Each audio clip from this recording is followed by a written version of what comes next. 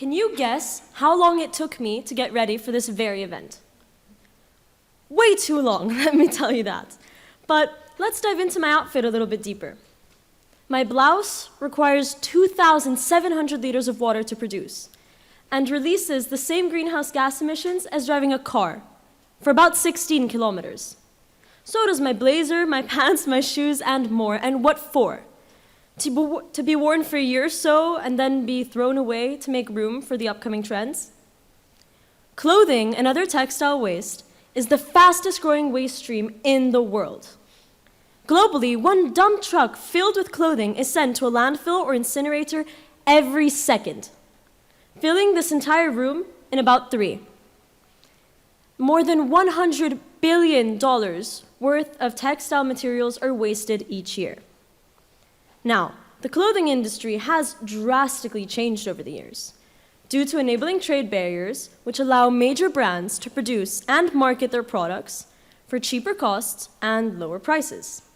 In other words, the clothes we buy are made in larger amounts with cheaper materials and are sold for less.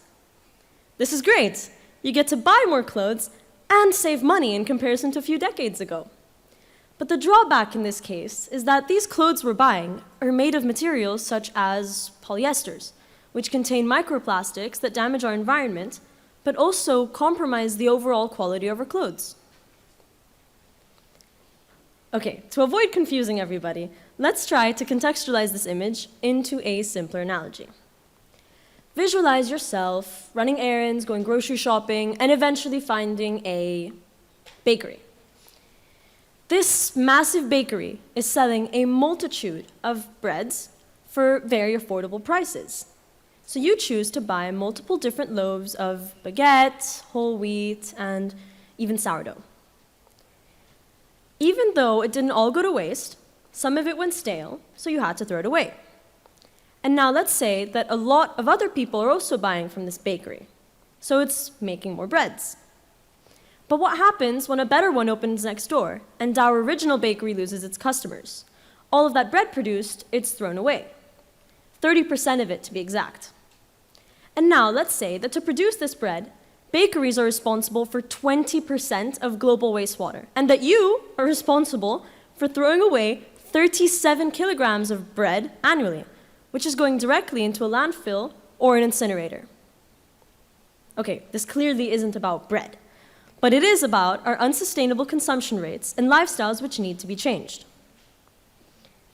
Fortunately for us, initiatives to mitigate the issue of climate change have begun taking place. Global organizations such as the United Nations have worked tirelessly and have ambitious aspirations such as the 17 Sustainable Development Goals established in 2015, which are devoted to creating a blueprint for peace and prosperity for people and the planet now and into the future.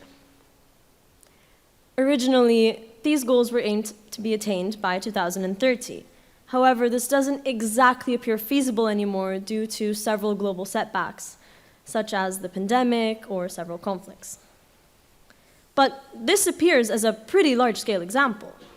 However, there are a multitude of things you can do to involve yourself in our climate crisis. For instance, less than a year ago today, I was oblivious to the extent of the damage we have caused our planet, even though I obviously wouldn't have admitted it back then, but it wasn't until an otherwise regular morning in June that it clicked, just how unnecessary all of this was. But this realization wasn't just a random burst of wisdom. It was my first day participating in the Climate Protectors Challenge. I remember running up to the Oceanographic Museum after school with my backpack, which was way too heavy, but anyways, and seeing Karen, one of the amazing organizers for the seminar. And we were immediately plummeted into the realities that our current global situation is in. And after listening to several inspiring people advocating for our planet, such ranging from scientists to activists and professors, I was in awe. I don't think I could ever explain the feeling of realizing our current global situation and the things that are happening around us, and how little time we have to solve it all. So after this, and after that weekend in June, my journey began. And I became part of the Climate Protectors, an association which is devoted to saving our planet and spreading awareness regarding its current state. I also joined the Sustainability Club at my school and participated in competitions, which I obviously didn't win, but to advocate for the issue of climate change and finding sustainable alternatives for our society. And thanks to the Climate Protectors team, I'm now more informed and inspired to create leading initiatives to at least try to mitigate the issue. And if not, surely spread awareness and encourage people to make minute changes to their lifestyles, which can make massive impacts to our future. Buddha once said, and I personally think this is a very well-spoken quote, "Unnecessary possessions are unnecessary burdens." There is freedom in the simplicity of living, and it is those who have enough, but not too much, who are the happiest. So every shirt you buy, every sweater you throw away has a direct impact not only on your wallet, but on our world. Overproduction is only half the equation, so it is time to make a change that, by the way, will only benefit us, since no one likes having a cluttered closet. And minimalism embraces this entire ideology. It's based on the reduction of everyday consumerism. And by buying fewer new things and recycling, repairing, and reusing items we already own, we can use significantly fewer natural resources and pollute our planet just that bit less. So, ladies and gentlemen, how long did it take you to get ready for this event?